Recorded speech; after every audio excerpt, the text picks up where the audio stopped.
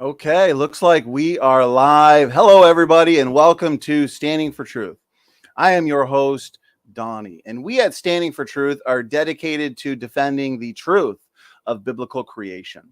We also host debates, interviews, lectures, and more. And so if you enjoy this content, please make sure to hit that subscribe button. And please share around this content as the truth is so incredibly important. One of the many ways we defend the truth of biblical creation here on Standing for Truth Ministries is by inviting and hosting some awesome guests on the program. And today we have a very important program with two very awesome guests. We are here for day one of our two-day event titled Flood Boundaries. And it is a privilege to have both John Mackay, the creation guy, and Joseph Hubbard here with me for this epic event.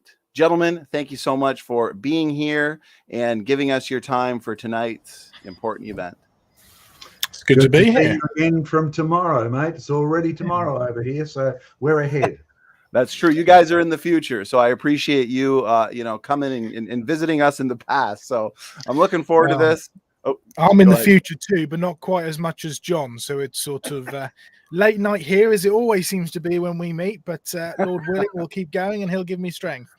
We got a mix of all the time zones here, and I'm excited for this. And for the audience's sake, I do want to go over a couple details in terms of what we are dealing with here over the course of the next couple days. And in this two-day event, we will be focusing on some very exciting topics. And these topics include history and theory of sedimentation, sediment formation, and the boundaries of the flood, pre, the flood itself, and post. And as always, we will be making this two-day event interactive with the audience. We want to get you guys involved. So please make sure you're tagging me with your questions at Standing for Truth, and that way I won't miss them. Okay, let's get right into the fun. I'm going to hand the floor over to our awesome guests here tonight, John Mackay and Joe Hubbard. Gentlemen. Well, thank you very much. I'm going to kick off the proceedings, and then we're going to bring John in for a little bit of a chat back and forth. And then I'm going to take the first session, and we're going to make sure we have plenty of time for questions and answers, Q&As. Let's see if I can share my screen here and make sure everything is all good. There we go. Lovely job. Hopefully you can see that up on the screen now. Yes, looks good, Joe. Great stuff. Perfect. All right. So you can see we have a brand new logo since we were last on as well. This is courtesy of Sam Jenkins, who is a regular on our creation conversations. He's come on board to keep an eye on things and look after us, especially the technological side of stuff. It looks pretty good. What have we been up to? Well, this is one of the things we've been organising since we last spoke. We're holding...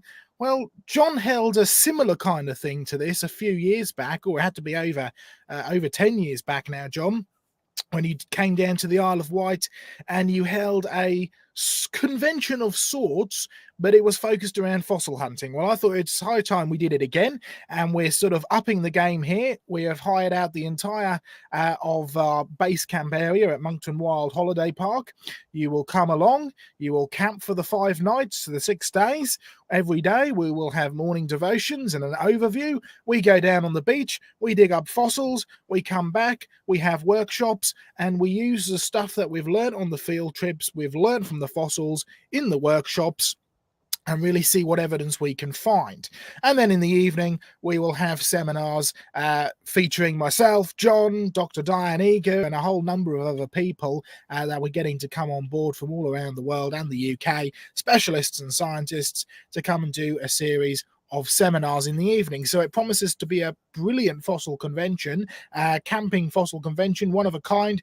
26th of September to the 1st of October is the dates. You can find out all the information online, and you can even save some money by booking if you're in the UK or can get to the UK, or you want to come on a unique camping fossil hunting convention. You can find out all the details at the creationresearchstore.com or the Creation Research Centre. We've also started another broadcast. You will know, if you know anything about what we do sort of online, we have our weekly broadcast Creation Conversations, which also goes out as a podcast courtesy of Sam Jenkins. And we've started doing a Creation Research Evidence News broadcast. Basically, for many, many years now, Creation Research has been putting out Creation Research Evidence News. It's free. You can sign up to it on our website. It deals with news from creation research, but also news in the real world. A news item on the BBC or Sky News or Science Direct or whatever it is, how does that fit into a biblical worldview? Is it really evidence for evolution? Is it evidence for creation? How can we interpret it? And so that goes out for free. Make sure you sign up to it. It keeps you up to date with what we're doing as well. But Diane Eager, Dr. Diane Eager, she looks after all this kind of evidence research news stuff.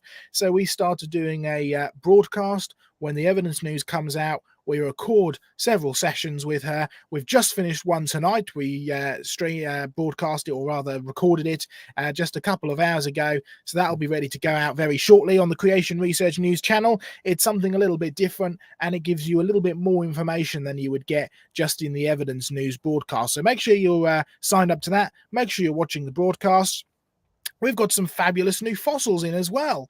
Here's one that was donated not too long back, a brilliant set of dinosaur eggs. Yes, people love dinosaurs, and these will be down at the convention for you to come and see, all part of our Creation Research Museums project, including this brand new acquisition of a giant mosasaur skull. You see the eye there and the teeth and the jaw, which has been squashed around the other side of the snout. I mean, this has been buried very quickly, and it's been buried under pressure. There's no doubt about it. Mosasaurus, named after the River Meuse in Belgium, where it was first discovered. So you don't need to be scared of big, long, technical Latin words. We use Latin because it's a dead language and everybody around the world can understand it, but they usually just mean some very simple stuff. A wonderful, great big mosasaur sea dragon skull in our museum collection. All right, here's our topic tonight, the boundaries of the flood, title courtesy of Sam Jenkins. Now, in order to really get to grips with this, we've got to deal with a whole load of different stuff, including history, including fossils, including strata. Can we even get to a point of saying, here's the line, which is everything below is the flood, everything above is post-flood? So I'm going to pause here for a minute. I'm going to bring John back on, and we're going to have a little bit of a chat backwards and forwards. So let me bring my browser back up and stop screen sharing. And John, over to you, because I believe you have a few little fossils to talk about. I do, but that's sort of like to introduce where you're coming from. So first of all, I better slip in a commercial in case we have any Australian viewers. I know George is out shopping or something today, so he's one of our regulars here and a helper on the program. But we are also running a camp, a bush camp, a bush Easter. Right now, you may never have heard of such a thing, probably only possible in Australia. You even, like the turtle and the tortoise, have to bring your own house. You camp, you bring your caravan, you can even sleep on the ground if you're brave enough, because I've been west of Bendigo where this camp's going to happen, and it can snow even in the middle of summer or as early as autumn. So if you want more details of that, go to creationresearch.net and the whole Easter program convention. Great topics, great Bible teaching. And as usual, the hosts, who I've known for many, many years, said, can we do a field trip?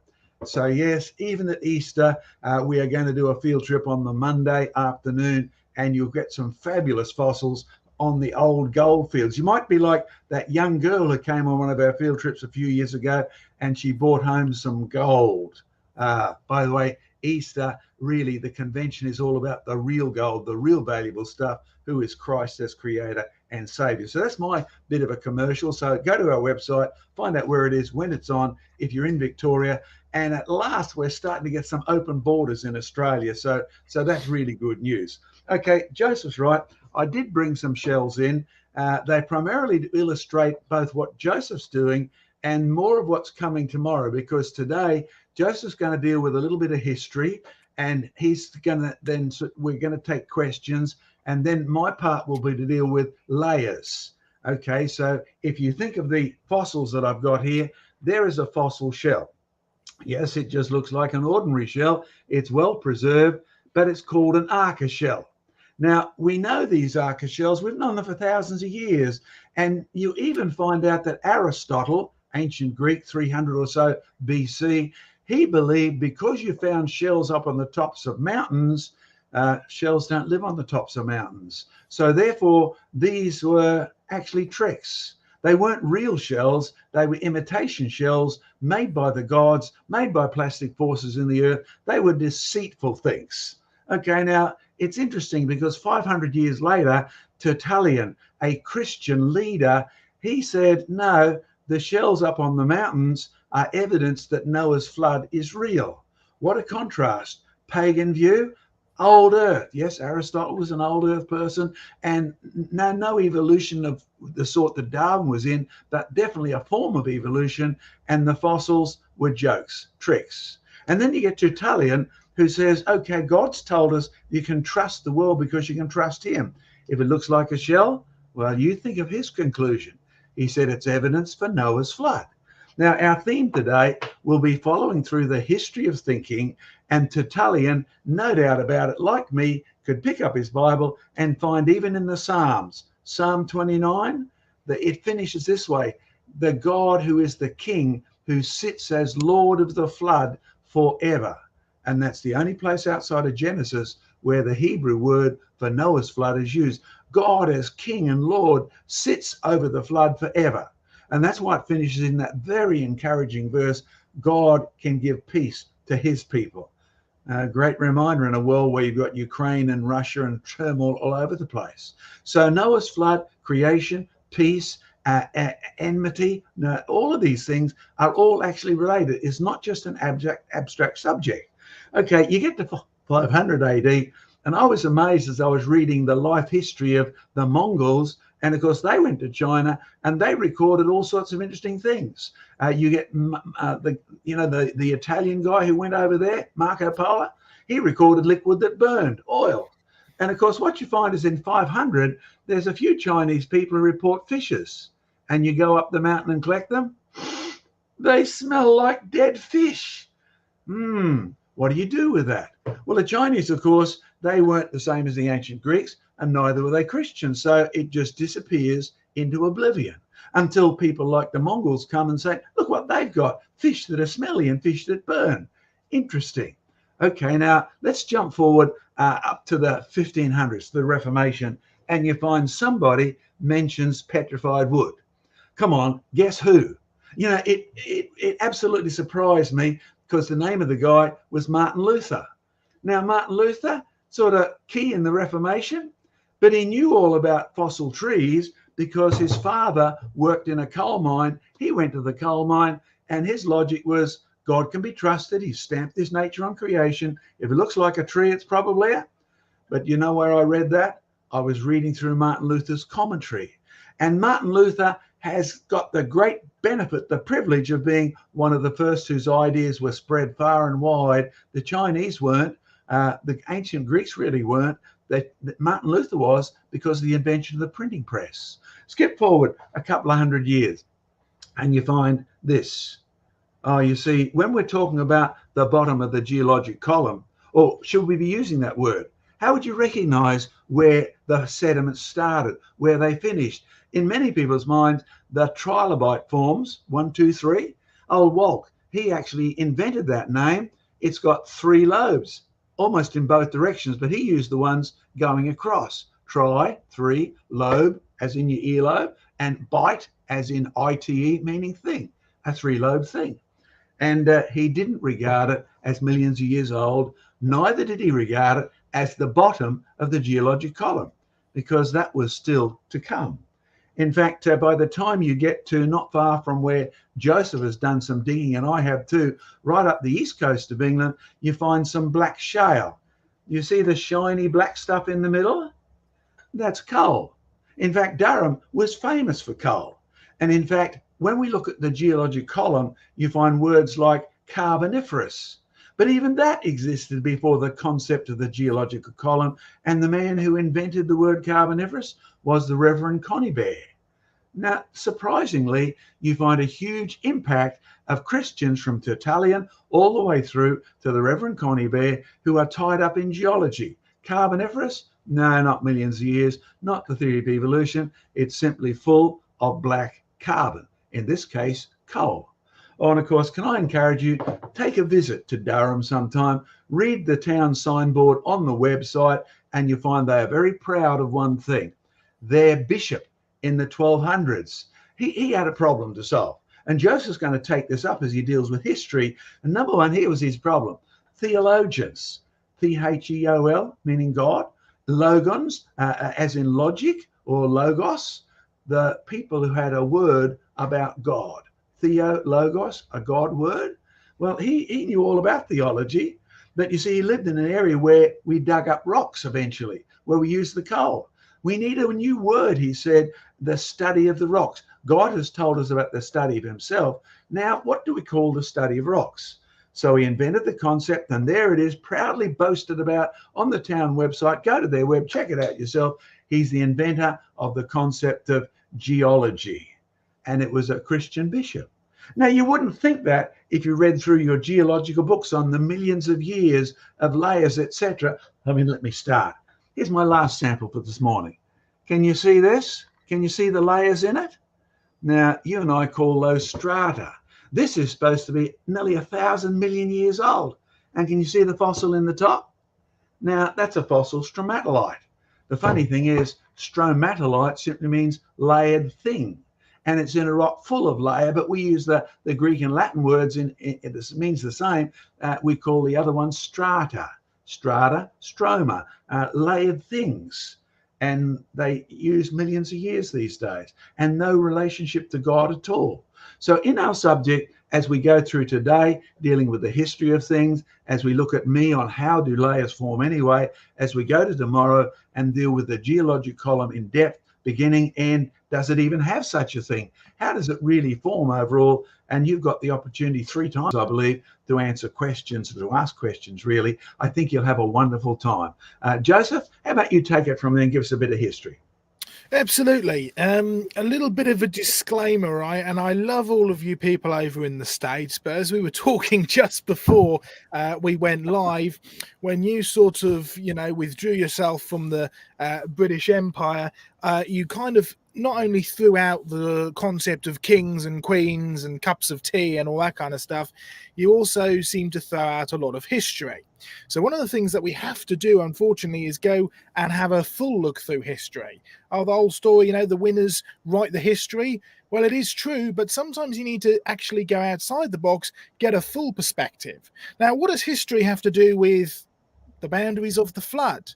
Well, you see, one of the big discussions you'll find amongst geologists who are proponents of Noah's flood, and some of the criticisms you'll find from geologists who are critics of Noah's flood, is this idea of, well, where on the geological column can you get a big black marker and go, there's the boundary. Everything below is the flood rocks. Everything above is the post-flood rocks. And can you get a big black marker and go, everything below this is the pre-flood created rocks, and everything in between is the flood rocks? I mean, what are we even talking about when we talk about the geological column?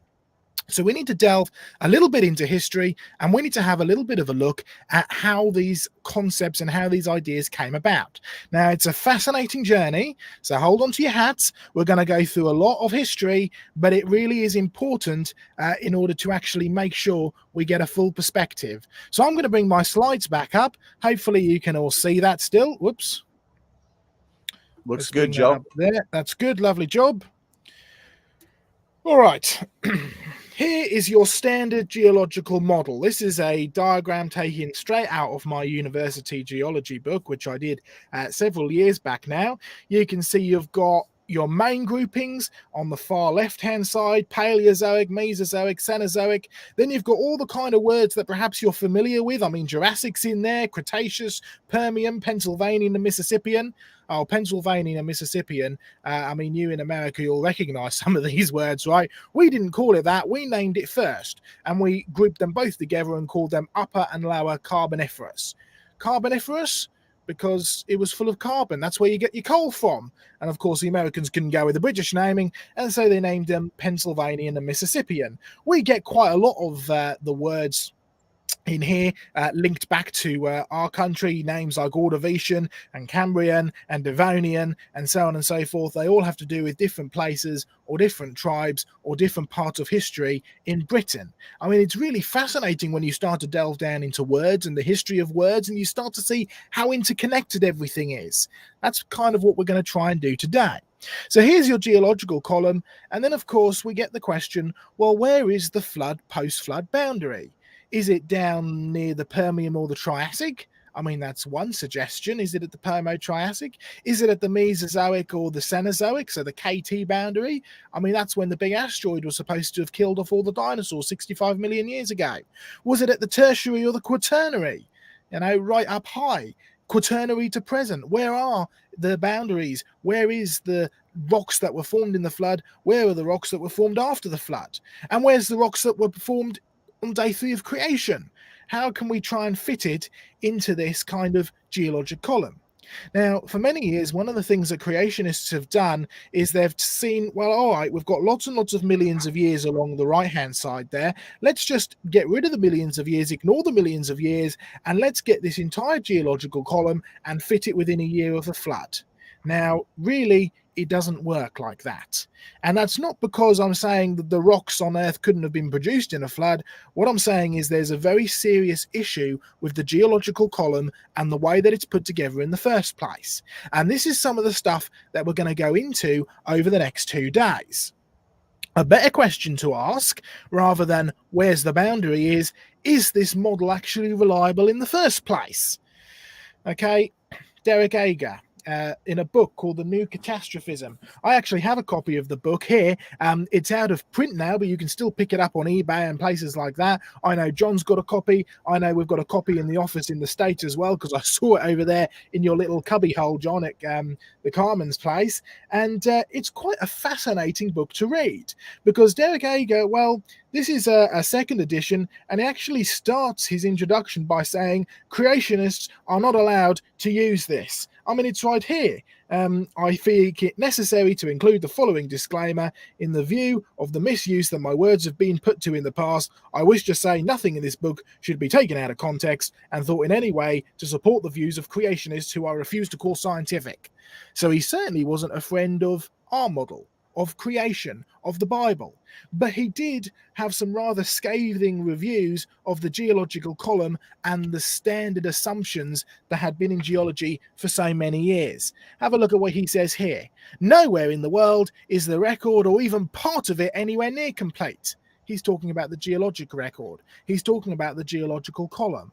Even in the Grand Canyon of the Colorado River and the adjacent sections along the Little Colorado River, surely the finest record of geological history anywhere on Earth, there are huge breaks. There are huge gaps. Well, okay, let's move one step further. Is this really a good model? But where did this model come from in the first place? And this is when we really need to dig back through the history books. We need to ask, how was this model developed? And we've also got to ask, was this model developed with a global flood in mind? You see, a popular belief out there today, even amongst some creationists, is that the idea of a very old Earth is a modern scientific idea. With the Enlightenment in the 1700s, more people started thinking about this, and slowly over time, as evidence began to be collected, they realized that the Earth was very, very old indeed. It's a popular belief out there, certainly amongst the proponents of an old Earth, and even amongst some creationists, people think this. The issue? Science and Creationists, National Academy of Sciences. Scientists knew that the Earth was old before they knew how old. Now, what a ridiculous statement. Scientists knew that the Earth was old before they knew how old. I mean, knew? How can you know something is old if you don't know how old or have no way to quantify it? I mean, scientists probably suspected that the Earth was old. Scientists wanted the Earth to be old, but before they knew how old. What this actually does is shows you the underlying issue. There is a philosophy here which comes before the evidence. That's what we're looking at today. All right, let's throw some Bible verses in there. Ecclesiastes chapter 1, verses 9 to 11. What has been will be again. What has been done will be done again. And there is nothing new under the sun. Ah, you wonder where that phrase come from? It's right out of the Bible. There is nothing new under the sun. No, the idea of an old earth is not a new one. The idea of an old earth, as we will see as we go forward, is based on a rejection of scripture. It's based on a false pagan philosophy, which can be dated right back to the Sumerians, into antiquity. Let's carry on through the Bible verse. Is there anything of which one can say, look, this is something new? It was here already long ago. It was here before our time. No one remembers the former generations, and even those yet to come will not be remembered by those who follow them.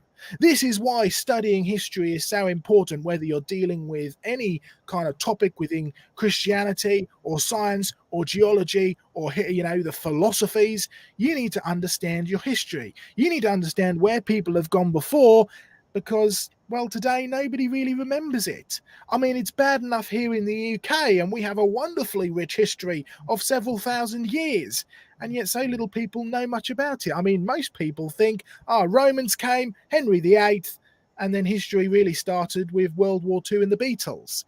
And I'm afraid to say it's even worse in the States. Of course, there's a little connection here that you can see between Ecclesiastes and 2 Peter. There shall come in the last days scoffers, walking after their own lust, saying, where is the promise of his coming? For since the fathers fell asleep, all things continue as they were from the beginning of creation. For this they are willingly ignorant of, that by the word of God the heavens were of old, and the earth standing out of the water and in the water, whereby the world that then was, being overflowed with water, perished. The former generations have forgotten. The modern generation has forgotten what the former generations were taught. They've forgotten what happened. We need to make sure we get a full history perspective. So, our program today, I'm going to be dealing with the history of geology in the geological column. We'll have a break for questions and answers. John will come back and take us to our next step, our next logical step, which is the strata machines and having a look at Steno's principles that I'll introduce. And then on day 2, we're going to really get into this geological column. And finally, we're going to round up by recognizing rocks from a global flood to see if we can actually get anywhere with determining the boundaries of the flood. Remember, questions and answers throughout. We're going to try and keep the questions that we answer on the topic that we're dealing with tonight. If not, we could be here for hours on end. But make sure you also check out our Q&A site, askjohnmackay.com. If your question doesn't get answered, or if you particularly want it answered, send it to us and we'll probably be able to feature it on one of our creation conversations. Fossil and geology history. It goes back a lot further than you think. The key phrase is the present is the key to the past. Who said it? We'll come on to that. Our first section, deep time and antiquity, from the Sumerians to the Babylonians to the Hindus. Introducing the Sumerian king list. Now, the Sumerians were a civilization that lived in sort of the Middle East. Around was their central bit. You've probably heard of That's where God called Abram out of before he was Abraham. It seems to be one of the first civilizations to have risen up after the Tower of Babel, somewhere around where the Tower of Babel was, so it's not surprising. And they had a Sumerian king list. Now, there's plenty of documentation on the Sumerian king list, and we can't go through it all. If you want a really good book, The Authenticity of the Book of Genesis by Dr. Bill Cooper. Really detailed, goes in depth into the Sumerian king list, and it also talks about the correlation that the Sumerian kings list has between the 8 pre-flood kings and the 8 pre-flood patriarchs of Genesis. Yes, there's definitely a correlation in the beliefs of the Sumerians and the Mosaic beliefs that were documented in the book of Genesis. However, one major exception is the exaggerated ages. Now, the 8 pre-flood kings, according to the Sumerian king list, were said to have reigned a total of 241,200 years between creation and the flood. Yes, the Sumerians believed in a creation event, very similar to the biblical account of the creation event. They believed in a literal and worldwide flood, very similar to the account of the biblical worldwide flood, but there was a discrepancy. They had exaggerated the ages from just a couple of thousand years to 241 100,000 years. Note, texts such as the Sumerian King List and the Epic of Gilgamesh show that these accounts of creation and the Noah's flood were accepted as real historical events.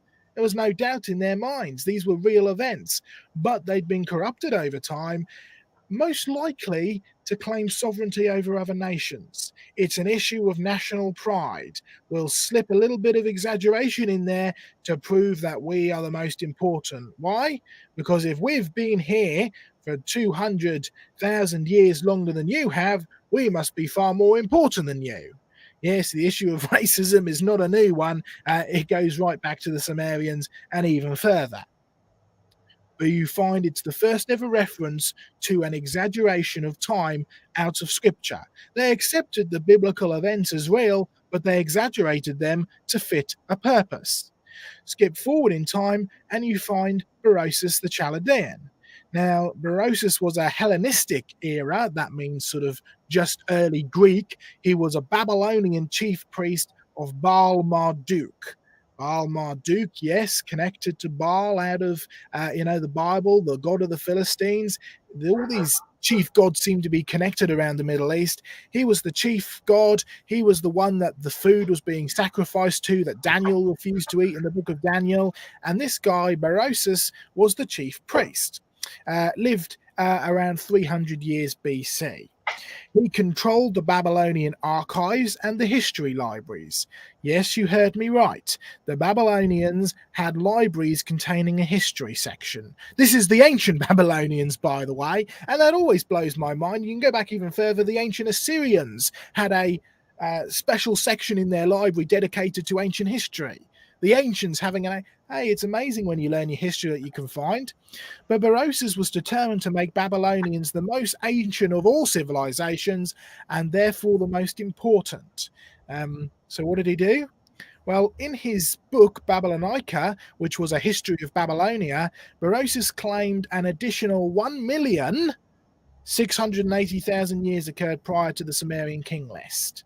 He argued that between the flood to Alexander the Great was 36,000 years. He predicted a further 12,000 years of human history would occur, bringing the total cosmos history to 2,160,000 years, which you will find is a multiple of 60. It's a multiple of 600 Soros, which is the Babylonian way of thinking. They followed a sexagesimal philosophy, multiples of 60. And so everything was wrapped up in a nice little tight logical ball of a total cosmos history of over 2 million years. This is millions of years long before Darwin. This is millions of years long before any kind of modern philosophical thinking that we would recognize as modern science. This is millions of years straight out of the ancients. And are you noticing the succession? Real account of history, scripture, the Mosaic account, exaggerated by the Sumerians, and they certainly believed these were real events, but they exaggerated to make themselves better. The Babylonians under Berosus exaggerated it even further to not only make themselves the most important, but also to fit their philosophy. The Babylonians had great influence on the Hindus and the birth of the Hindu religion. Hindu cosmology has been greatly affected by the Sumerian and Babylonian theology and philosophy. You can see that in the simple fact that cows are sacred in India. Why are cows sacred in India? It goes back to the cow god Baal. Interesting connection. They adopted this pagan sexagesimal system, but they extended the history from millions to billions of years. Again, long before Darwin, long before any modern philosophy, and it's interesting to see just how close the modern idea of the age of the universe is to the god Brahma and the single day of the god Brahma. You see, they incorporated a rather bleak regeneration philosophy of the world has been going on and on and on, and you get rebirthed. They followed a philosophy which could be recognized today as the Lyell philosophy of present is the key to the past.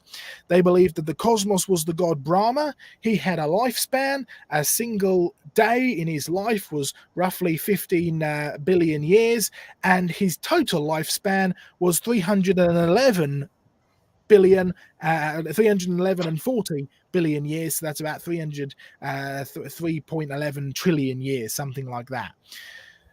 So we've extended cosmology to now the billions or even the trillions of years. Again, long before Darwin or any modern philosophy of deep time, Alexander the Great heavily influenced Mesopotamia and India. Alexander the Great came from a Greek background, and you can see the influence of the Greeks in India even today. I mean, you can be walking through, a Hindu temple in northern India, in northwest India, and you can be passing statues of Buddha and all sorts of stuff, and then suddenly you'll find a Gandhara statue of Atlas. Atlas, one of the Greek gods, they're next to a Buddhist god, or they're next to one of the Hindu gods. Interesting. And also you'll find that it was Alexander the Great that introduced the caste system into India. You know, the bottom all the way up to the top in terms of importance of people. And you'll find that even today, the most popular beauty product in India is face whitening cream. Because according to the caste system, white man is at the top. That's something that the British Empire certainly, took advantage of, but it wasn't introduced by them. It was introduced by Alexander the Great. I'm the most important, I'm the most powerful, and I'm the part of one of the oldest civilizations on Earth, so you listen to what I say. But not only did Alexander the Great influence India, India heavily influenced Alexander the Great, both in the terms of its philosophy, in the religion, and the acceptance of deep time, the acceptance of millions of years. Move on to Greek philosophy, heavily affected by both Babylonian and Hindu philosophy, and Hindu philosophy affected by Babylonian philosophy as well. So you've got it sort of double jointed there. And you can see this in their pagan system. But towards the end of the Greeks, they began to reject a theological position of many, many gods, and they started to adopt a naturalistic philosophy based off of the concepts that they'd taken from Middle Eastern ideology. What are we talking about? Well, here's some of their ideas. Things like Plato and several of the other Greek philosophers proposed the idea of an early primordial soup philosophy to explain the naturalistic origin of life. They believed in spontaneous generation, that life could just arise given the right conditions. They also believed in a version of natural selection. Although they didn't call it that, you can see the extremely stark similarities in their natural selection philosophy based on the natural arising of hopeful creatures. And these hopeful creatures may be able to survive better than the less hopeful creatures, and they could give rise to the next generation of hopeful creatures. You see the similarity in the Darwinian theory of natural selection? Interesting. And it went even further than that. They believed that they were the most important race on the planet. Yeah, not only did they believe in a version of what we would recognize today as evolution, it was a very racist version of evolution because they believed that they'd evolved out of the slime. But they believed that they'd evolved out of better quality slime than the Jews had or the Africans had. Racism, it's not a new idea. It wasn't introduced by Darwin. It's right back to the Greek philosophy. All right. Important dates. Let's move forward a bit. You've seen the birth of this millions of years ideology right back in the pagan antiquities, and it really has nothing to do with science or evidence. It has everything to do with trying to prove that you're the best people, right? It has everything to do with exaggerating or interpreting the evidence or interpreting history to fit your own philosophy. But let's get another ancient set of thinking here. I mean, AD 115, we're only talking about 200 to 300 years after the Greeks, right? Theophilus of Antioch. Creation occurred, he says, between 5529 BC, plus give or minus 200 years. Well, that's a stark difference to what the Greeks were proposing. That's a very stark difference from what the Hindus were proposing. Where did he get this idea from? The answer is straight out of the scripture. But look at what he was quoting. He says, according to the Bible, creation occurred at 5529 BC, give or take 200 years, not the tens of thousands as Plato, etc., have written. He's quoting the Greeks. He knows what the Greeks were promoting. He even knows where the Greeks got their ideas from, and he's saying, no, we need to get back to scripture here. Another one of the church fathers, 240 AD. Look at what he said. Plato and many of the other philosophers, they perhaps followed the Chaldeans. Chaldeans, Berosus the Chaldean, the Sumerians, the Babylonians, the Assyrians. You see, even they saw that it went back further than the Greeks, who, as Steno has related in his first book, Respecting Divination, foolishly say that they possess comprised in their memorials 470,000 years. Even he knew that it was wrong. Foolishly saying, he says. But we, whom the Holy Scriptures instruct to the knowledge of the truth, know the beginning and the end of the world. Therefore, let the philosophers who think up these thousands of years of ages from the beginning of the world know that the 6,000th year is not yet completed. Stark difference to what the Greeks and the Hindus were promoting, and all the way back to the Chaldeans. Interesting. But it's the fact that they recognize that this was a philosophy which was being brought up by the Greeks of millions of years in deep time, long before anything else came from Darwin. Augustine, 350 AD, in the City of God book. Let us then omit the conjectures of men who know not what they say when they speak of the origin and the nature of the human race. They are deceived too by those highly mendacious documents which profess to give a history or many thousand years, though through reckoning the sacred writings we find that not 6,000 years has yet passed. You have a conflict of philosophies, one based on scripture, and these are the early church fathers, right? They recognized that the earth was young, certainly compared to what Plato and the Chaldeans, the Sumerians, the Babylonians, and the Greeks were promoting. All right. You then have a sort of a clash, if you like, from the early church fathers and the influence of Christianity through the Roman Catholic religion into the sort of European, and you kind of have this weird mix of, yes, we believe the Bible, but we're also allowing the Romans to influence us, and the Romans were heavily influenced by the Greeks, so we really believe that fossils are just natural. We kind of believe in Noah's flood, but we believe that really maybe it didn't do very much. We believe maybe Noah's flood did do a lot, but it didn't form the fossils, because what are fossils? I mean, fossils comes from the old Latin to be dug up, although there's even discussion today as to what that means, because again, no history is taught. But let's introduce Steno for a moment, and I'm going to hold up some fossils to show you. You see, Nicholas Steno, you can see him there in his monk outfit. He was a believer in Genesis and Noah's flood, but he was also the founder of paleontology and stratigraphy. What is his background? Well, I have some fossils here, so hopefully Donnie can put me up on full screen while I hold these fossils up to you. Can you tell what this is? Hey, it's a very large shark tooth. This is one of the famous meg shark teeth. And I We love can't to see you, Joseph. We can't You see can't you. see me at all. Okay, let me see if I can. I might have to stop screen sharing. There we are. I got it, Joe. Is that good? Right, I'll leave it like that then. There you go, brother. There we go. Let's hold that back up to the camera again. Let's see if we can get it into focus. If we hold it in front of my my face so he doesn't see me. Never mind. Hand back there. That's good. Yeah, that's roughly in focus. There we go. This is the shark tooth that I was talking about. It's one of the giant megalodon shark teeth. I mean, it looks pretty spectacular. It's rather enormous. It's featured in a film, a scary film like Jaws. It's a great big shark's tooth. Now, okay, you and I look at this and we both instantly recognize that this is a shark tooth, albeit a very, very large one. But you realize to the ancient Greeks, that was an ridiculous idea. I mean, let me just show you another one of my fossils here. It's also a shark tooth, and you'll be able to recognize it straight away. It's a rather brilliant shark tooth. It's a bit smaller, but do you see how it's encased in rock? You see, the Greeks dug up these teeth as well, and they said, well, hang on a minute, sharks live in the water. They don't live in the rocks. Therefore, these must be tricks played on us by the gods. Interesting. It was a trick played by the gods.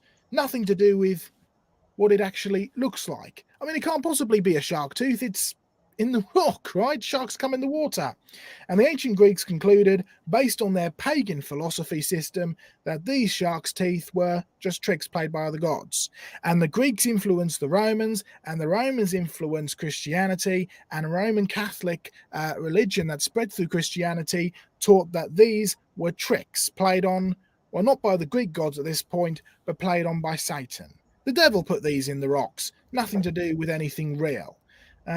Interesting how far the whole sort of philosophy of science and exploring and experimentation had actually fallen.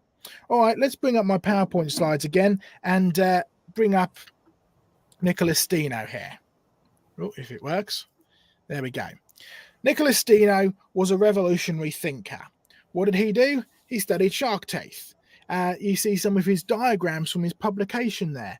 A great big shark jaw. You see, this was one that was actually caught out in the Mediterranean. And it was brought into Steno, and he saw the teeth of the shark, and he said, hang on a minute, these look exactly like the tongue stones. Oh, tongue stones? That was the name the Greeks had given these shark teeth that you dig out of the rocks. And Nicholas Steno said, well, hang on a minute, let's actually start to build some principles here. And so in his book, a huge, great big book on all about how, hey, if it looks like a shark tooth and it seems like a shark's tooth, it probably is a shark's tooth. Look at what he said. If a solid substance is in every other way like another solid substance, not only as regards to the conditions of the surface, but also as regards to the inner arrangement of the parts and the particles, it will also be like it as regards the manner and place of production. In other words, what Steno's saying is if it looks like a shark tooth both outside and inside, then it probably is a shark tooth, right? Logic to you, logic to me. But then we think critically today.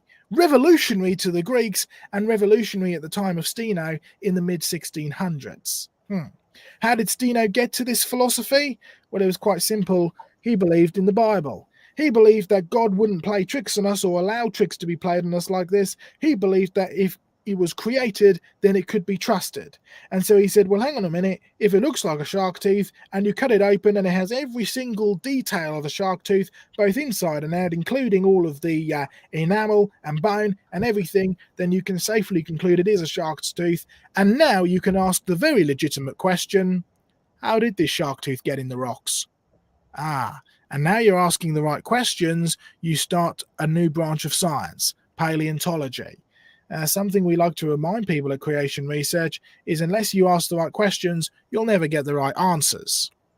All right, Nicholas Steno, believer in the Bible, the founder of paleontology and sedimentology. Hey, sedimentology has something to do with what we're talking about tonight. You see, he started, or founded rather, the principle of superposition. Principle of superposition, the bottom layer formed first. Strata, layers, are laid down horizontally. Here you can see a load of layers. You can see lots of different fossils in the layers. Steno argued during Noah's flood, you had a big churn up of sediments and the bottom settled first, then the next layer, then the next layer, then the next layer from bottom to top. This was his principle. This was his argument. You see, Steno's rock layer principle was simple. The bottom rocks got there first, the top rocks got there last. Therefore, the bottom rocks were perhaps the oldest, the top rocks were the youngest. Although Steno never actually went that far. He never started assigning ages to the rocks. He just said the bottom rocks got there first, the top rocks got there last. But following that logic, you have the bottom rocks as the oldest, the top rocks as the youngest. Okay, I'll ask a question. Fish A and fish B. Now fossils, buried in the rock layers. According to Steno's principle of superposition, which fish was buried first, fish A or fish B? Well, if the bottom layer was formed first and the top layer was formed last, then fish B was buried first, according to Steno's principle. But as we go on, and as John comes in just a moment, you're going to see that there's perhaps a little bit of a problem with this when you try and match this principle with the real world. Let's move on through history. A return to the Greek, the French revolutionary thinkers. You see, the French Revolution, the French Revolution happened and you ended up with what? A lot of dead French people. I mean, the Russian Revolution ended up with pretty much the same result. Britain had a revolution too. We had an industrial revolution, which didn't end up with quite as many dead people, but there were certainly lots of issues around that as well. But the French revolutionary thinkers had an issue. They needed an excuse to get rid of the kings and the queens. They wanted to get rid of the monarchy. I do hope you Americans realize how strong a connection you have between your independence and the French. It goes right back. And it really is interesting. It actually goes back to the pagan origins. Why? Well, you see, the French hate the English and the English hate the French, unless, of course, somebody attacks us and we help each other. It's, we'll fight amongst ourselves. But the French needed an excuse to get rid of the monarchs. Now, back then, the monarchy was believed to have been appointed by God. So to question the monarchy was to question God. The French still had a predominantly Roman Catholic philosophy. But of course, what's the solution? Get rid of God. If there's no God, then there's no God-appointed monarchy, and so we can chop the king's head off. Yay! All right, so what did they do? They took inspiration from the Greeks' naturalistic philosophies. By the way, this is well documented, and you can pick up many different books on this matter. Here's one that's out of print currently, but you can pick it up here and there. From the Greeks to Darwin, an outline of the development of the evolution idea. Yeah, there's no denying it. It's well documented through history, although you'll never find this in a modern biology textbook today. You can easily trace the Greeks all the way down through the French revolutionaries and into modern scientific thinking. What did they do? People like demolish, Buffon, Voltaire, they all started accepting the Greek naturalistic philosophy of life arising naturally, of spontaneous generation, of hopeful creatures and natural selection. They argued that fossils were inorganic or fake. They rejected Steno's ideas. They argued that a flood was impossible, or if there was Noah's flood, it was so gentle and quiet that it didn't do any damage. They argued the Earth could have been at least 2 billion years old, and that life just arises naturally through spontaneous generation. Now, if the French go somewhere and the French hate the English, you'll be certain that the Scots will follow the French, because the Scots also hate the English, right? And you'll find the first introduction to this resurgence of Greek pagan philosophy came from a Scotsman, James Hutton, who promoted the thinking of uniformitarianism. The present is the key to the past. Note well, up to this point, not a single one of these philosophies has been based off of observation or science. It's been based off of a rejection of biblical authority based on a pagan philosophy, which started out with I want to be better than you, so I'm going to exaggerate the truth in order to make myself seem better and more powerful. Then you introduce figures like Ray and Hooke. They were doubters of the Genesis flood, again influenced by the earlier Greek thinking. And what did they say? Well, they took Steno's principles and said if the bottom layer formed first, then the world is simply too old for the Bible to be true. It takes vast periods of time to build up sediment and to build up the next layer and the next layer. There's no way that the Bible could be true if this is actually correct. Then enter Charles Lyell, who wrote a book which I also have. It's a huge, great big, thick book. This is just the first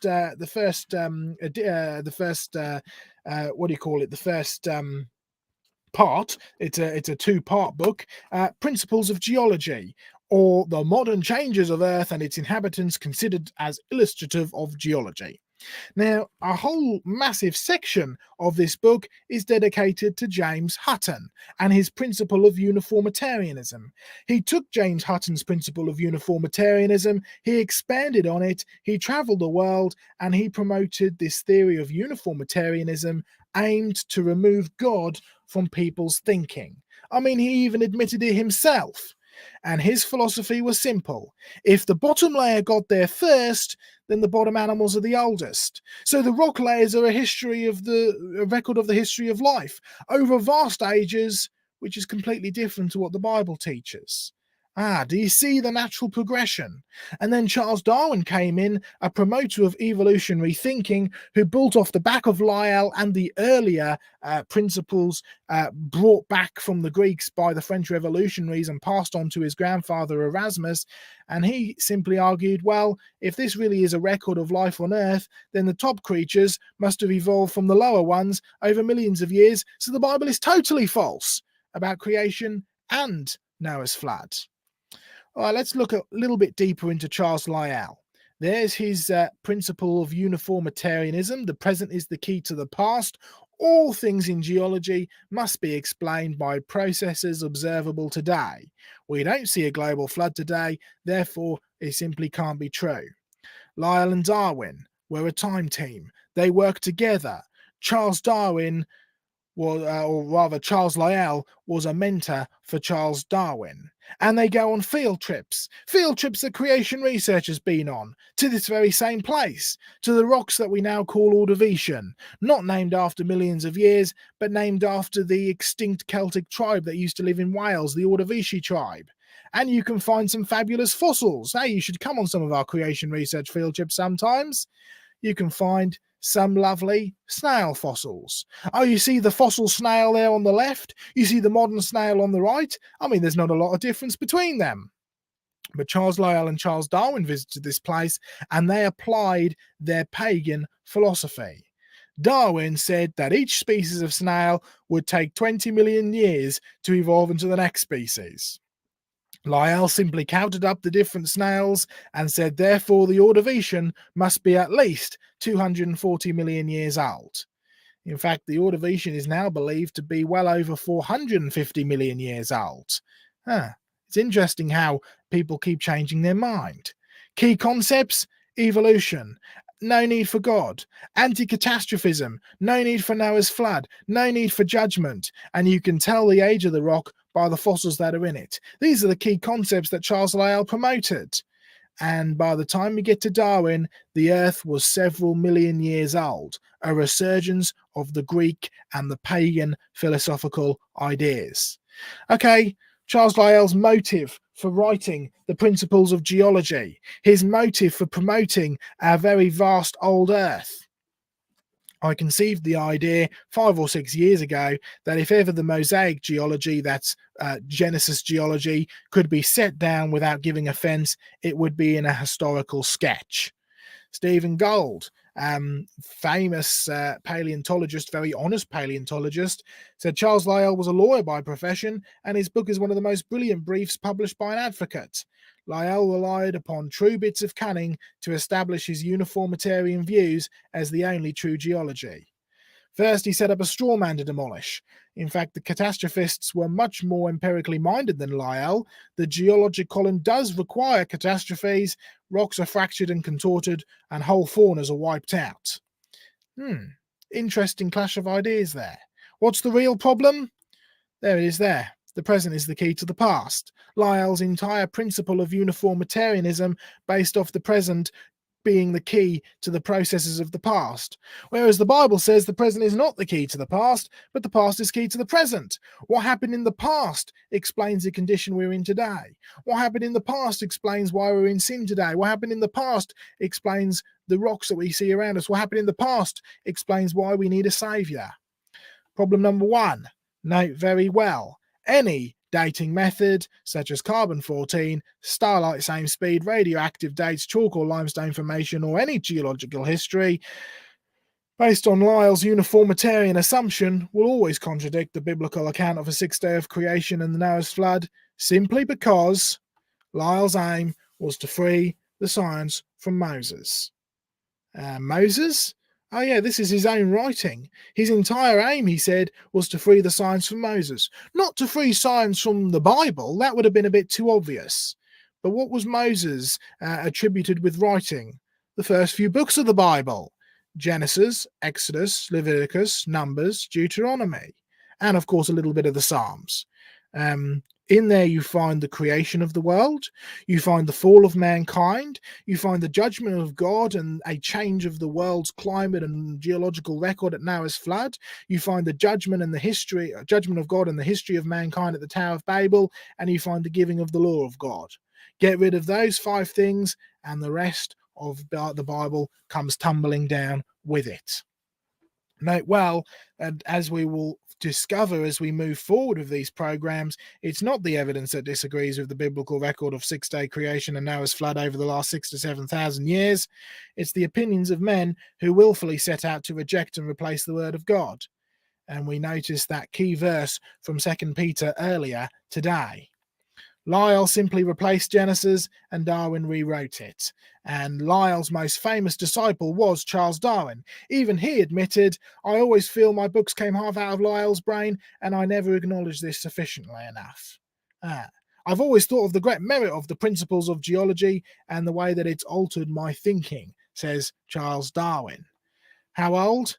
By the latter part of the 19th century, Lyell and Darwin were using the rates of erosion and the deposition to estimate that the Earth was hundreds of millions of years old, even up to 400 million years old. The point to finish on? If you take the pagan-inspired philosophy that Lyell and Darwin promoted as your authority, then you're going to have issues accepting the Bible's version of events. But realize it's not an issue of evidence, it's an issue of who or what your authority is. So back to our geological column. There's the standard geological column, the oldest rocks at the bottom, the youngest rocks at the top.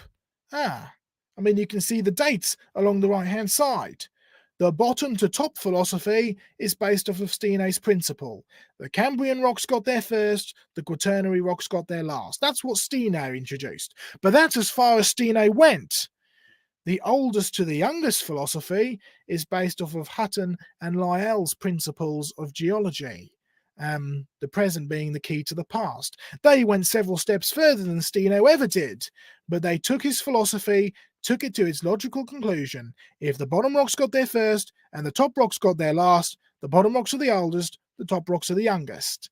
The deep time philosophy is based off of the Hutton and Lyell principles of the present being the key to the past, which themselves are based off of the anti-God French revolutionaries, which themselves based their thinking off of the anti-God pagan Greeks, which themselves based it off of an anti-God pagan Babylonian. You realize how far the history goes? All right, some column questions to take us forward. Is the column actually an accurate representation of Earth rocks? Is the column a good basis for interpreting flood geology? Does the column actually represent an accurate rock sedimentation in the first place? And can we even use the column for determining flood boundaries? Many people are looking for a big black marker to go, there's the boundary, where the reality is it's based off of, even if you get rid of the millions of years, even if you take it back to Steno's principles, it's still based off of this philosophy of superposition. The bottom got there first, the top got there last. Did we actually go wrong somewhere? Well, I believe that's the end of my little section, so I'll hand over to John. We might throw it open for a few questions on what we've done so far, but John is going to take us on to our next step. All right, we've dealt with the history, we've dealt with the issues of the principles of geology. What do the rocks actually say when you go and study them? And I've got a rather interesting rock, which I'm just going to tease you with, which we're going to have a little chat about, me and John, to introduce the next segment right here. It's a rather beautiful rock. You see all the swirly whirly patterns? Well, we'll come on to that in just a moment. Bit here, which is probably a good way to introduce the question time, and then Donnie can govern how many questions, but remember I've got a staff coming at 10, so I would have to leave then. There's one here that says, does the KT boundary pose a problem for a post-flood boundary and flood geology in general? Now, most people who are into geology have read about it. Very few people have followed it all around the planet like me. So you can come across it outside of Dudley in England. You know, Joseph, that quarry we took you to with the Dudley bugs, trilobites, right? And I've followed it through in Scotland, a lot of exposed granites and things like that. And you can actually follow it all the way through Europe. I've been to quite a few places in Europe where it shows up. You can see it particularly on the dinosaur fields in the USA, where it became predominant, with the theory that says you get this layer, the layer of the boundary between the Cretaceous and the Tertiary, and it's characterized particularly as the marketplace for the end of the Triceratops, and also asteroidal or meteoric impact of dust, right? You can also see it. Come with me to New Zealand. I'll take you on a dinosaur dig. I go over there and show you where it is. It's about 100 meters from where the dinosaurs are that we dig up, and we're actually in some of our movies. So if you haven't seen our Darwin series, go to our website, creationresearch.net, go to streaming, look for the Darwin series, Darwin on the Rocks, Darwin's natural evolution, etc. You will enjoy that and see some of these boundaries for yourself. But the answer is, does it pose a problem? The answer is no, because my first observation comes from Montana, where you can actually see the boundary and then you find a Triceratops above it. So is it actually a boundary? There's the first question. That's really the point that Joseph's been asking all along. Do these boundaries actually represent reality, or are they artificial definitions with a hidden philosophy behind? I mean, the philosophy that says this was the meteorite that bombed out the dinosaurs. Well, Professor Derek Ager makes a very good point about the KT boundary. He says this is basically microscopic meteoric dust. He said it's not going to settle down until the water is all still. So it cannot represent a catastrophic bombardment that killed off the dinosaurs if the Triceratops is still above it, and you've got this dust which is not going to settle out until everything's absolutely still. So you've got to realize that when you're dealing with modern geology, the assumptions that Joseph took us through and the history, come on, let's be honest. Did you really enjoy history at school? Did you really read your homework? No, I didn't. I used to go and read a comic version of the same thing and try and remember the highlights. So most people skip history, and yet the key ways we think are embedded in history. As I keep saying, if you want to understand tomorrow, if you want to deal with today, go back to yesterday and go there very often.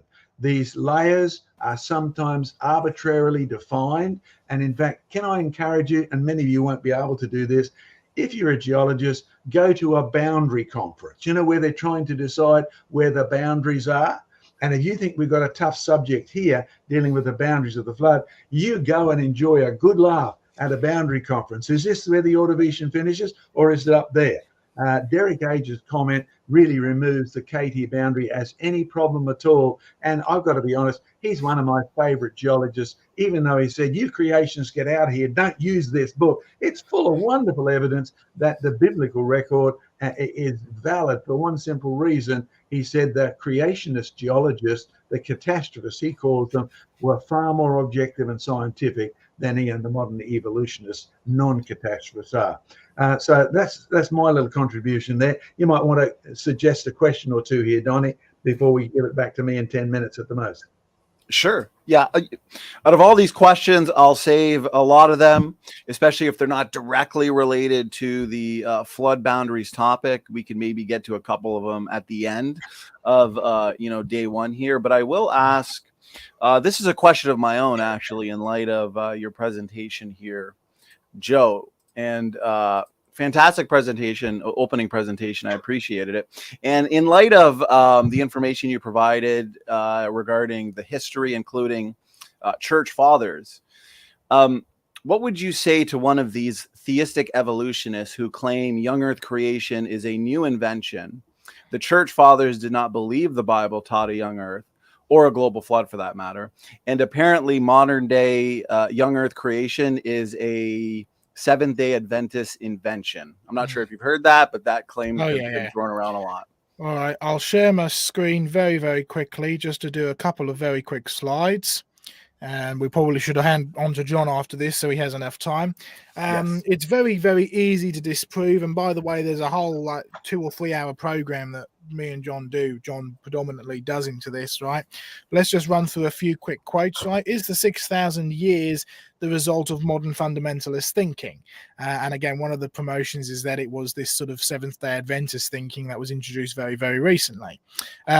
We've already talked about Theophilus of Antioch, right? I mean, this is AD 115. So, only just a very early into the church, before the real takeover of Roman Catholicism. Creation occurred at 5529 BC, plus or minus 2000 years. So again, you're looking at what we would currently, or around today, refer to as a young earth. It's certainly a date of under 10,000 years. It's around 8,000 years, not the tens of thousands as Plato has written. We've dealt with this quote as well, the fact that the whole philosophy based on the old Chaldeans is wrong, because we know that the world has the 6,000 year has not yet completed. 280, 100 years after Theophilus of Antioch. Augustine, another 100 years after, 6,000 years. You're starting to see a bit of a pattern here. Martin Luther, and I think John may even comment on Martin Luther as we go forward, because he was one of the first people to actually talk about fossil wood, right, based on his father's experience from the coal mines. Now, we know from Moses that about 6,000 years ago, the world was not yet in existence. 6,000 years. John Calvin on the age of the earth, albeit the duration of the world, now declining to its ultimate end, has not yet attained 6,000 years. God's work was completed not in a moment, but in 6 days. John Calvin. William Shakespeare. The poor world is almost 6,000 years old, from 1599. I mean, this is William Shakespeare, right? And you love the old Shakespeare. I find it a bit boring myself personally, but you've got to admit the influence that he had on language, and the way that he would take language and actually manipulate it to make a point that the modern for his time, but the ordinary person could actually understand, was incredible. 6,000 years. Popular belief, even 1599. Archbishop James Ussher is the famous one, of course, 1581. Expert in Semitic languages, historian and scholar. In Ireland, he was one of the only archbishops to be the archbishop of the Catholic and the Anglican Church. He said the world was created in 4004 BC, or around 6,000 years ago. So no, it's not a modern invention in the slightest. It's based directly out of Scripture. You can find lots of references throughout Scripture as well, talking about things in the past that refer to a young earth as well. Even Jesus himself referred to the implication of a young earth when he said, from the beginning, I've made them male and female. Right? So you'll find not only in Scripture, but also in history, it's a common belief that the earth was less than 10,000 years old, and somewhere around the 6,000 to 8,000 years old at the most. Not a modern day invention in the slightest. So I'll just leave it there. It's a very easy one to kind of get rid of. I'd encourage the listeners, Donnie, the guy who gets most abuse out of this is Augustine. He's the one that the old earthers like to claim as a hero, as not believing in 6,000 years, and they never quote this verse that Joseph put up. And yet there's no beyond a shadow of a doubt, Augustine may not have known some of the things about Genesis, because he talks about the stars. Did that mean angels? He's got all sorts of interesting questions, but he is emphatic on the 6,000 bit, because it was popular. I mean, from Tertullian, the guy who had the fossil shell that introduced our subject. So those of you who've been misled by books about Augustine's liberality on having no value for the age of the earth, wake up, open your eyes. You have been deceived, sadly, by, I've got to say, at the best, ignorant Christians who are misusing Augustine, and they need to get back, whether it's Calvin, Luther, any of the reformers, or even good old Shakespeare that Joseph. Did I detect that you didn't like Shakespeare? That's oh no, I do. I very much appreciate Shakespeare. It's just my first experience of Shakespeare was being forced to watch through about 3 hours of it when I was first dating my wife. So to be or not to be, hey? Exactly. Okay. Yeah. All right, very good. Nothing else you want to raise at the moment, Donnie, because I'll go into my section if we can. Absolutely. Let's hand it over to you, John. Okay, fantastic answer to what I believe is a pretty weak criticism of young earth creation. So great job. And I got your slide up, John. So whenever you're ready. That's good. Okay, again, you like our new logo. Go to creationresearch.net. If you want to see what I'm about to do, you'll find there's a whole series of programs in there that deal with our latest experiments. So go to creationresearch.net, click onto the museum section, or click through to the research page, and you'll find fabulous stuff there.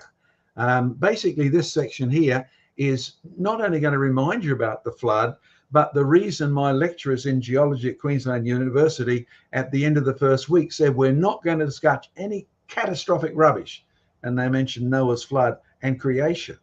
And the logic of that was, we don't want to even be reminded that there is a God who judges. Well, there's what the Bible says. All flesh died that moved on the earth, birds and cattle and beasts and every creeping thing that creeps on the earth, and every man, all in whose nostrils was the breath of life, all that was on the dry land died. So what's this got to do with the geologic column? Well, there was no doubt about it. My lecturers saw the geologic column as the best way of squashing Noah's flood. And given the bit of history you've seen, you know now why, through Lyell, the Greeks, etc.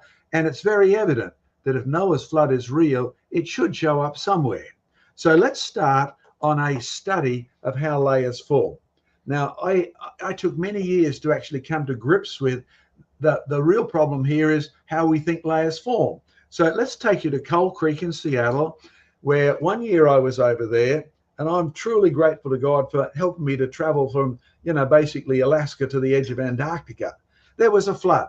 See the destruction it had brought down? The trees?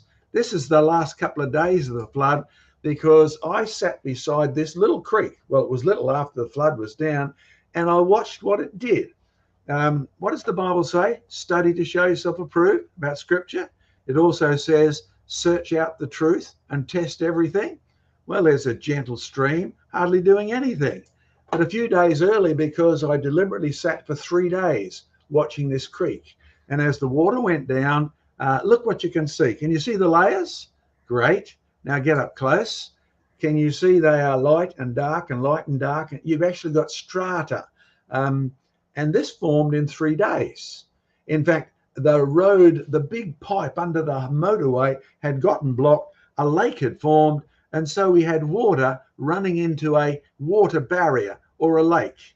Look, so that's what it formed. That wasn't there before that. It's even surrounding the bottom of the trees. It's running over some of the things that you could say, well, if they stayed buried, they'd turn into fossils. Would they? How long does it take to make a fossil? But when you actually look at this, as I watched, you ended up with 300 layers in 3 days. But the interesting thing was they weren't flat. My geological training basically said Steno was right. Original horizontality, superposition, lateral continuity. Yep, they're the big words that Steno comes up with. But you and I have a glass of water in a primary school classroom, elementary class. We put sand and mud and rocks in it. We shake it up and down, and the big rocks fall to the bottom, then the sand, then the mud, and the teacher says that's how layers form. And I've said it before and I'll say it again, a great experiment if the world was a glass of water. But the world isn't. The world is a place of floods and rain. Now you have a look at this. Getting close up, here's what you find. Okay, I counted them. You have some 100 layers that formed in 3 days. Yes, I got very uncomfortable sitting in the forest, watching what the layers would do, counting them all. What they actually did was they matched the number of storm pulses. They didn't match time in any longitudinal sense.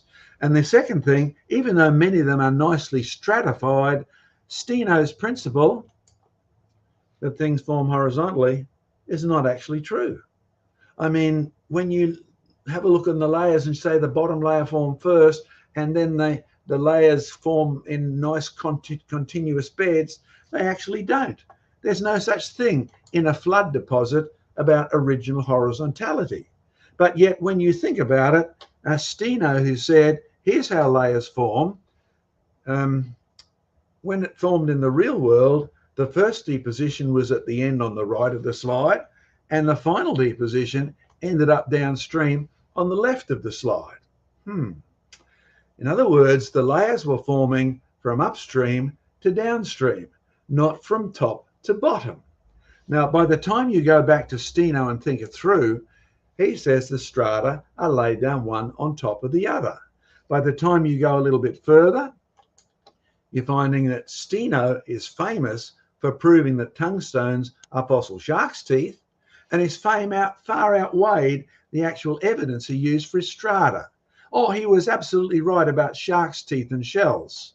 But he went on and said, followed by John Ray, that if Steno is right, as Joseph mentioned, the world is a great deal older than is imagined or believed. In John Ray's day, people believed the Bible. Steno believed the Bible. Steno did great work when it came to shark's teeth, and that's why he gets into the literature. He never did any experiments, perhaps the shake up and down of the sharks, of the glass. He never did any experiments on watching how strata form. Why did John Ray take that position? Very simply, if you've got layers with fossils in it, and then you've got another layer on top, then another layer, the animals had to live and die and get buried in the layer. That takes time. And then if you've got a million layers, there's an awful lot of life, death, and birth involved in it. All right, that leads us up to today. Why do people actually think the world is so old? Well, the answer is simple. I gave this presentation at many places. Oxford, I debated the professor of geology at Oxford. I presented it to the Cambridge Union. I've given papers to the Cole Conference. So it's not just creationists running around shooting their mouth off. For the last 10 years, we've been doing experiments at Jurassic Ark, some of which you're about to see. Okay, you can see at creationresearch.net, click exciting research and search rock layers. Why do people believe the world is old? There's three contenders. Okay, why do they go away thinking what the guide said is true? 600 million years ago. Wow. How could the Bible be true if the rocks are so old? Is how everybody leaves the Grand Canyon. They may be impressed by the size of the hole, but that's what they've been taught. The younger rocks are at the top, the older layers are at the bottom. And there isn't one guide at the Grand Canyon who's ever seen that happen. But here's the consequence. If the bottom layers got there first, then the creatures in the bottom lived and died first. And if you keep making layers with more creatures in, you have to add up how long it takes for them to be born, how long they live, and how long it takes them to die and get buried. And then you get Charles Darwin come along, and on top of the vast amounts of lifespan time, you have to explain not only how they got fossilized, but the reason why they're different. If the rocks in the bottom have different animals than the rocks in the top, you must use evolution, because Noah's flood and creation is already out the window. Now, there's one of my textbooks with the geologic column in it, and it's associated with millions of years of evolution. So any Christian out there who thinks of the geologic column and only deals with the fossils and tries to prove creation, you're going to be shot in the foot, because what's the whole basis of the geologic column? Joseph and I are well known for talking about our summary of that verse. Watch out for false science. The old Greek word science simply means knowledge. So when you read a modern translation that says beware of false knowledge, you are talking about the same thing. Doesn't matter whether it's politics, physics, chemistry, or geology. Likewise, when it says test all things, you should be testing even the Christians who say the rocks took millions of years to get there, or the fossils started only here or finished there. Remember what Joseph said about the shark? Yes, Steno did great work. But when it came to dealing with layers, he made suppositions. The bottom layer gets there first. Now, what is false science? Here's my first clue. Now, I've been studying this for a long time, had the privilege of traveling all over the KT boundary, having walked up and down the Grand Canyon many, many times, keeps me fit in my middle to old age. But I remember my old geology professor who came in one day, and he was very blunt, and he said, "Chaps, I hate to tell you this, but the rocks in the Grand Canyon get old sideways." Now, that is not the impression every other lecturer gave me, but he was the head of the department. He needed to be listened to. But sadly, he never said anything else about that rock at all. He never once again told us, well, how do you prove the rock layers got old sideways? Okay, think carefully. Everybody knows the layers in the Grand Canyon are associated with water. But almost nobody, because of the glass and the sand and the mud and the rock experiment, never thinks through the next step. Only moving water can erode rock. and carry mud and sand, but it always moves sideways unless it goes over the edge of a waterfall, which means one thing.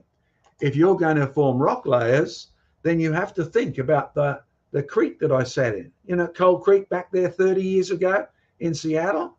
The rock layers will grow in the direction of the current. The bottom layer, therefore, will not get there first. The left side, upstream, will be older than the right side, downstream. Can the top layer, therefore, ever be the youngest? Now, as I said, you can see much of this on our creationresearch.net. Click exciting research. So if I'm going too fast or we miss, a bit of detail that you need, you will find a lot more. Go and explore Jurassic Ark and look back. We even record this. There's Dr. Diane Eager. There's young Joe in Australia. Boy, it seems so long ago, pre-COVID, right? This is one of our strata machines. We invented it to run tests on sideways water. We're up to number 9 at those days. And no, our work wasn't original. We give full credit to someone who's moderately unpopular in creationist circles, Johannes Volta. No, you've never heard of him? Well, you see, he's almost unknown in creationist circles, even if he is unpopular. I've got to give credit to an old university librarian who said, I have a German copy of this and a translation. Who is he?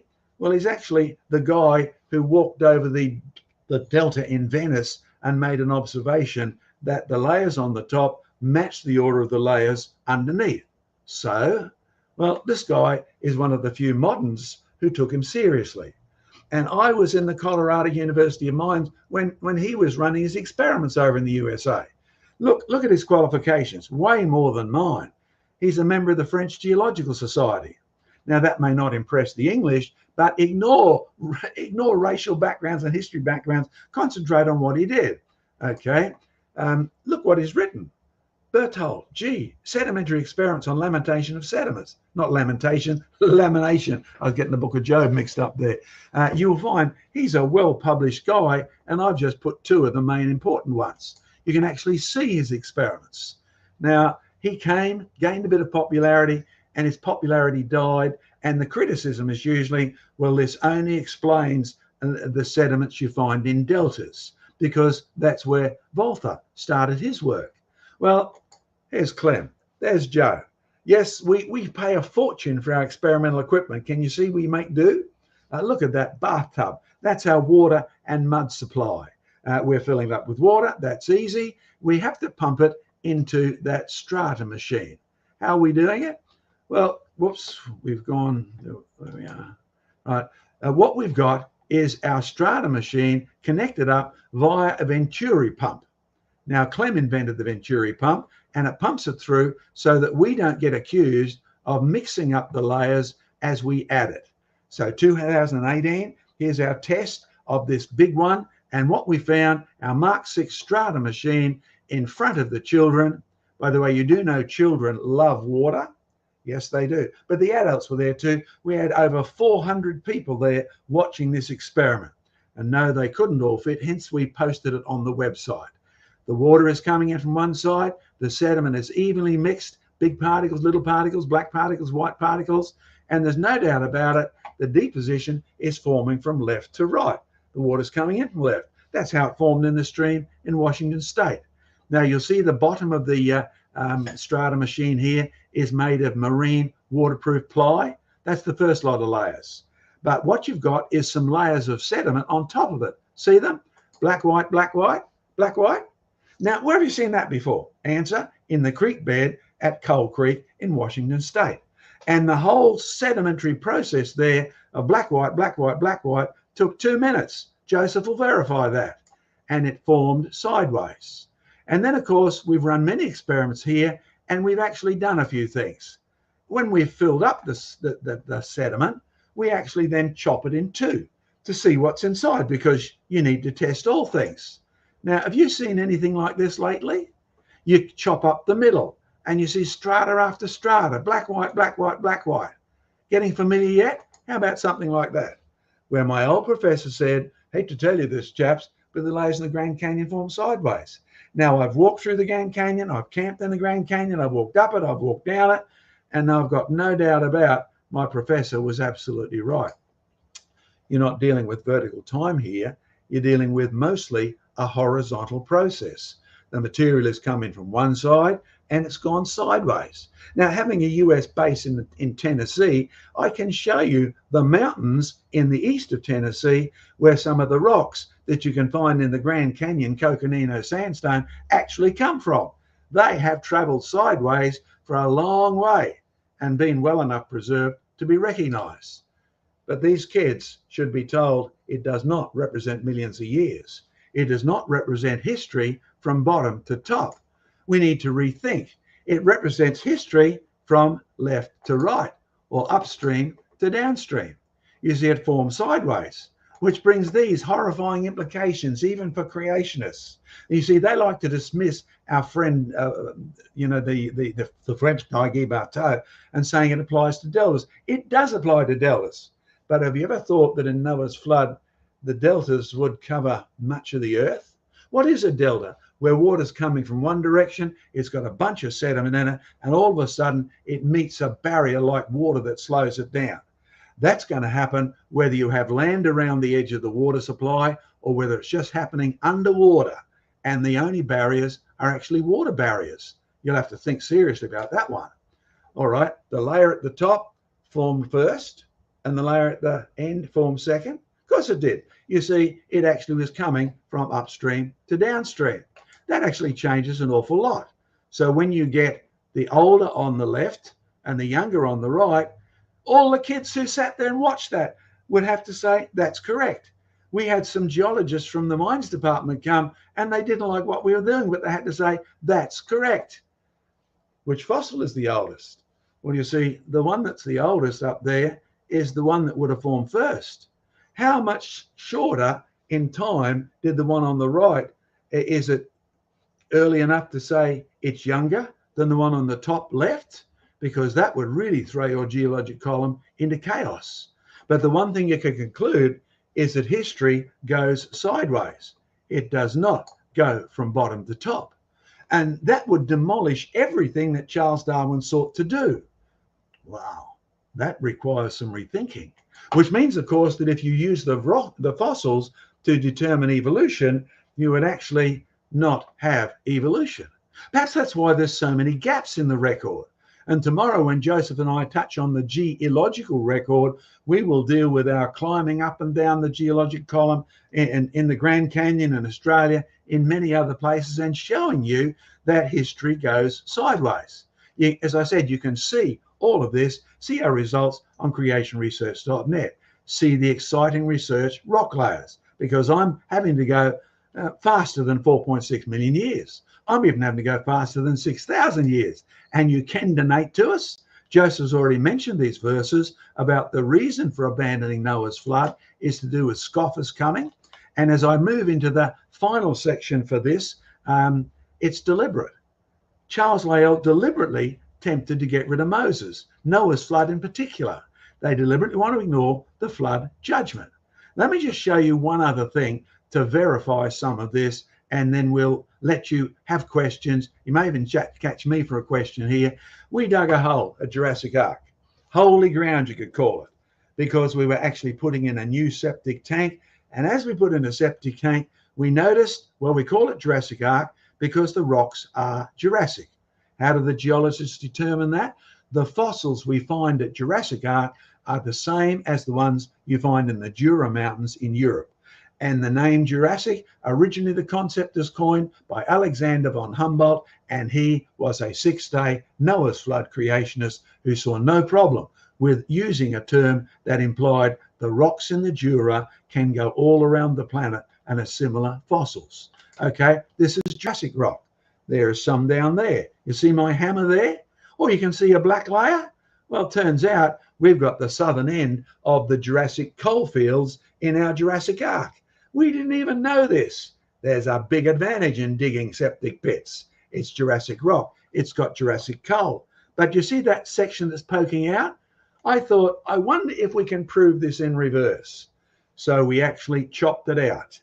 There's the block in the sediment. It's underneath the coal layer. The coal layer is the marker. The Tyro coalfields are just sort of half an hour north of where we are. So we have an absolute geological marker in terms of normal time scales, you know, the one the geologist uses. So let's take that piece of rock, go close up. Look at that. Black, white, black, white, black, white, black, white. Here's a close-up of it. Black, white, black, white, black, white.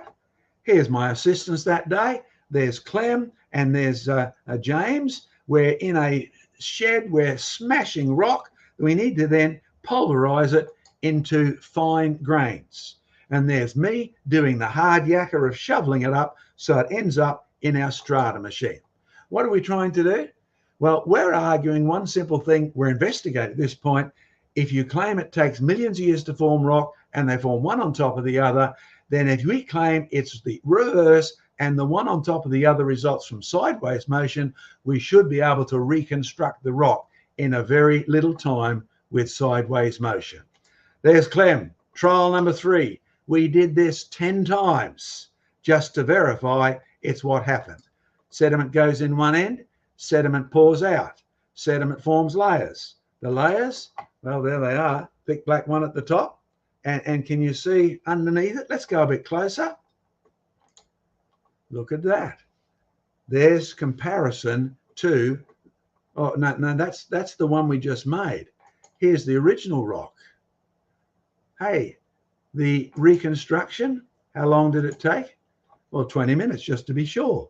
And we did it 10 times. You want a comparison? We'll do it for you. Whoops.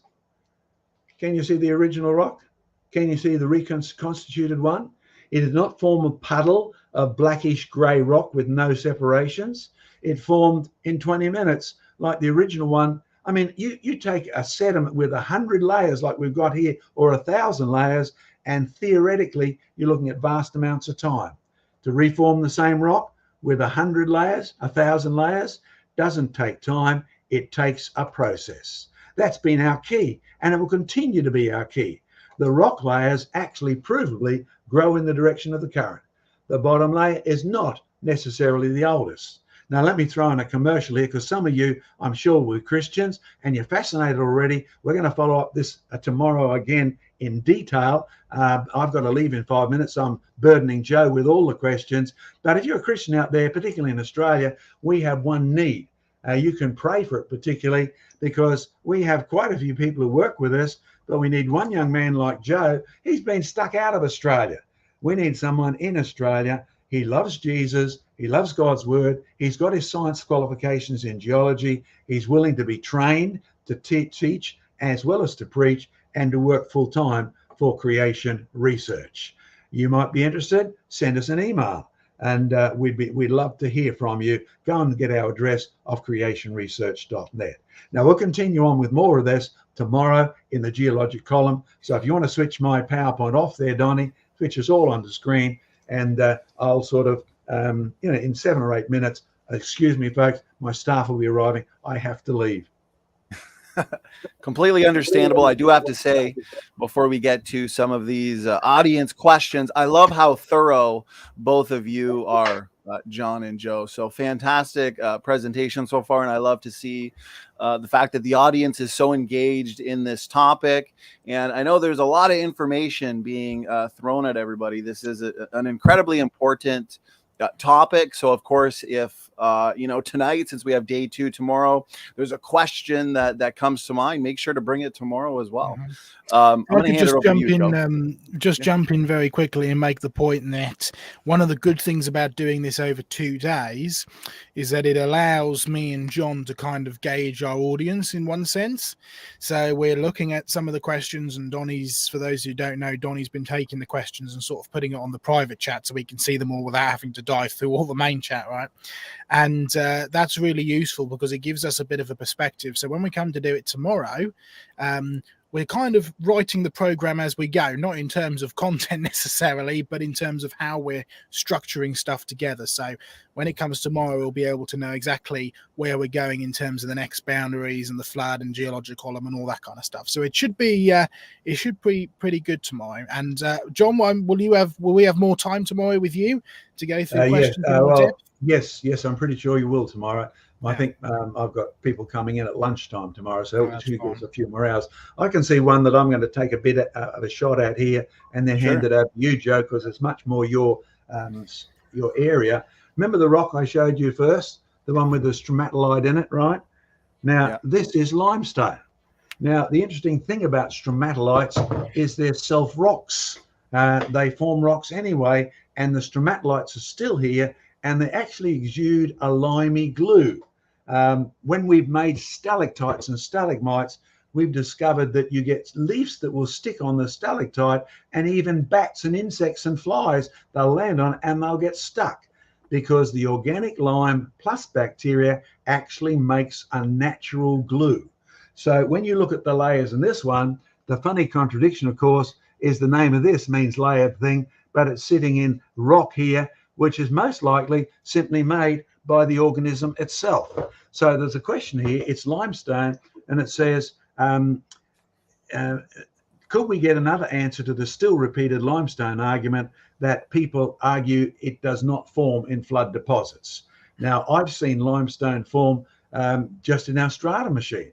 I've seen limestone form in our fossil tank deposit, where we actually show the trees standing upright and the calcium carbonate will fall out of solution. And you can see crystals of calcium carbonate forming on the spot.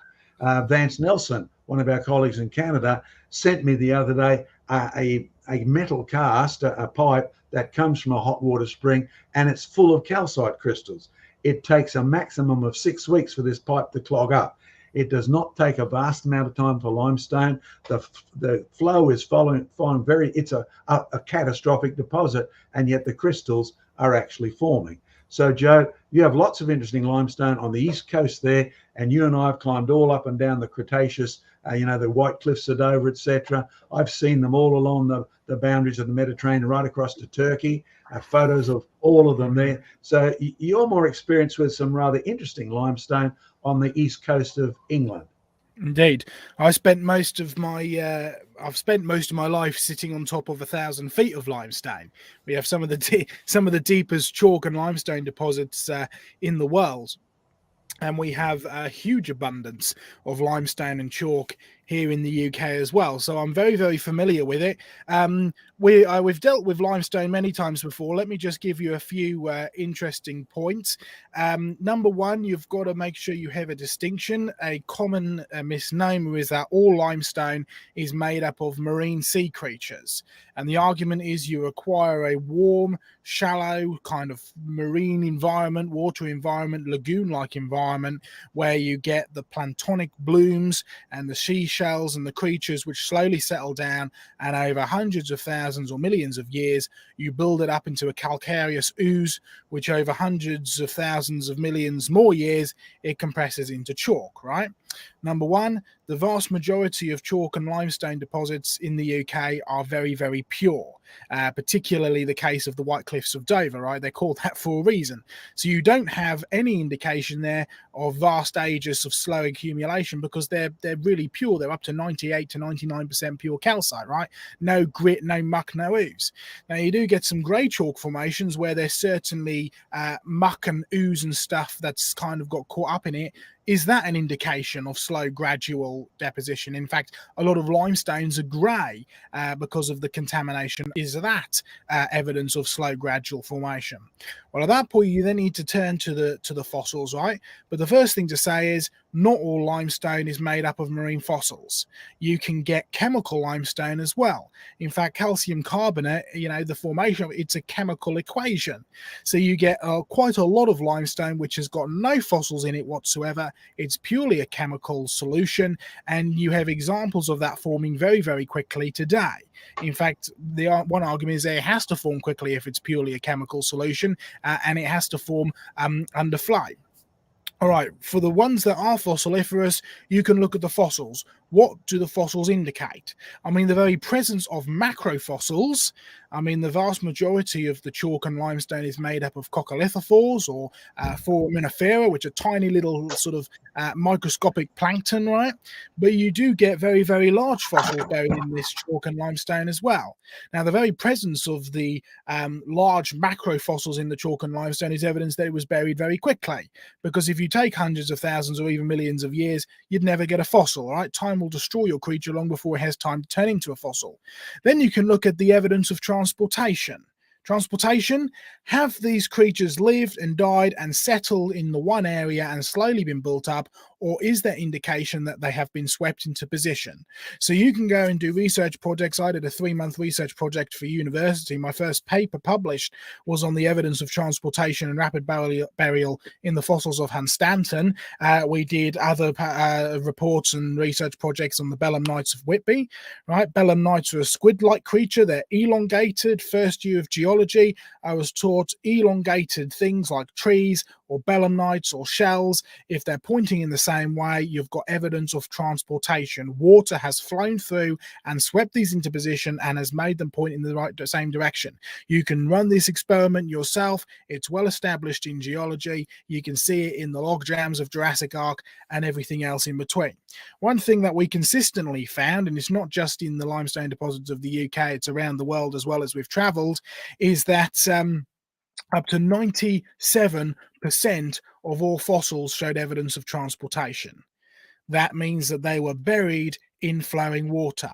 So therefore, this calcareous ooze that they're buried in before it got sort of chemically altered into what we would now refer to as limestone, it was buried in a great big slurry, flowing in one direction, sweeping the fossils along and burying it down as well. And by the way, yes, the dominant view in geology is that this is a slow, gradual process, but it's certainly not the only view. There are multiple publications now starting to come out in the scientific literature which talks about limestone being buried under flowing water. To give you one example, we've got a paper up in front of me from the Journal of Sedimentary Research, very prestigious paper, published in 2013. The observations we report, they say, suggest that published interpretations of ancient lime muds and derived Paleo-ocean geographic conditions will need to be re-evaluated, rethought. Why? Because observations from modern carbonate environments, that's limestone production, and from the rock record itself, that's looking at the rocks and the fossils, suggest that deposition of carbonate muds, that's your calcareous ooze, calcium carbonate is your limestone, by currents is likely common throughout geological history. That's not what you read when you go to your beach and you look at your signpost or you pick up your university textbook or high school textbook, but this is what's in the scientific literature. Similarly, conventional wisdom, by the way, conventional wisdom is Lyell and his principle of present is the key to the past, right? Uniformitarianism based off of Steno's superposition. Conventional wisdom about low energy requirements for shale and limestone deposition discouraged geologists from entertaining high energy alternatives for many years. It's therefore very possible that more carbonate muds will be interpreted as high energy deposits once the science behind the concept becomes established. In other words, calcium carbonate, limestone, chalk, whatever you want to call it, it has nothing to do with time. It has everything to do with the process. It can be a chemical process, it can be a water-based process mixed with a chemical process, but either way, no issue with fitting it into a large global flood with flowing waters and currents, particularly in light of the strata experiments that we've briefly talked about tonight, and we'll go into more detail tomorrow. Another awesome and thorough answer there, Indiana Joe. I'm kind of flabbergasted. It looks like John Mackay John disappeared. Yeah. So he's left us. It is now 10 a.m. I believe for him. So he will be back here with us tomorrow, same time, guys, for part 2. And I believe, Joe, we'll probably try and wrap this up at the 2-hour mark. I know it's wrap this up fairly because it's just gone 1 o'clock in the morning here for me. Yeah. So I want to be bright and refreshed and ready for tomorrow, and I've got to do some chatting with John in preparation. But there we go. Amen, brother. And right now we're at the hour and 50-minute mark, so maybe we'll have time with how thorough your answers are. We'll do one more question, and then I think we'll wrap it up. We'll see what we got. And one thing I wanted to say too to the audience, especially because we're pretty close to 9,000 subscribers, and we've had a lot of new supporters and subscribers since your last show, Joe. Maybe, I don't know, going on 8 months ago, you came on and gave probably the most thorough presentation on limestone that exists on the planet. So I do want to recommend people check that out. And I'm just flabbergasted, Joe, that these critics, more so the militant critics, are still repeating this limestone argument over and over again, even though you and John have personally just absolutely dismantled that argument. So yeah, there is more discussion to be had. It's not a one-stop solution kind of thing, but the issue we keep coming up over and over again is, oh, there's no way that it can form in a flowing water environment. Like even the secular scientists are now considering flowing water environments, right? And then when let's actually go and look at the evidence, right? Yes, there are issues. Yes, there are problems that need to be considered and thought about, but so are there in every single secular interpretation. It's getting past that first bit. Okay, now let's see how this fits into a biblical worldview. So, yeah, it's good stuff. But let's have another question and see where we go. Amen, brother. All right, here we go. So next question, and I'm just going to pick out the most questions that seem to be as relevant to the topic as possible. So how does this apply to flood boundaries, flood geology in general? Here's a common question that has been asked in all sorts of ways. So we'll ask it here in this specific way. How come we don't find animals such as sharks and marine mammals in the Cambrian layers? Indeed. Or as Richard Dawkins said, he wanted to find rabbits in the Precambrian, I think. So, exactly. Well, this is actually a question which we will deal with a lot more thoroughly tomorrow, because where we're going tomorrow is the next step of, okay, let's look at how these rock layers actually form. Now, let me see if I can get up a PowerPoint slide very, very quickly. It's on here. We'll use this one from earlier, actually, just quickly as a point of reference.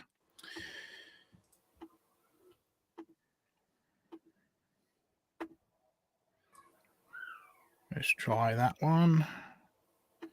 There we go. And can you see that? Is that on full screen? Yes, looks good. Good stuff. Remember Steno's rock layer principle, right? And the way that it progressed. So you have the oldest rocks on the bottom and the youngest rocks on the top. And then you find, well, okay, ask the question, there's fish A, there's fish B. According to Steno's fossil principle, which fish was buried there first, fish A or fish B? The answer is, according to Steno's principle of superposition, it was fish B, right? The bottom layer got there first, the top layer got there last, therefore fish B got there first, fish A was buried last, therefore fish B is the oldest. And the way that secular geologists come to this is they come to this and they look at this principle. And if we go back a few slides, there we go. Whoops. You've got the bottom layer formed first and the top layer formed last. And so they say, well, the bottom layer... Well, actually, Joe, I'm just going to interrupt you. I apologize, brother. It looks like currently what's on screen is just all of your slides. Like, right, okay, 1 second. Let's change that then. Let's stop sharing. Stop screen. Let's, whoops, put this up to full screen. Then let's share that and see if that works. That's better. There we go. Is that better? Oh, yeah, perfect. That's good. Right, let's go back to here then and run through. So this is what we're looking at, right?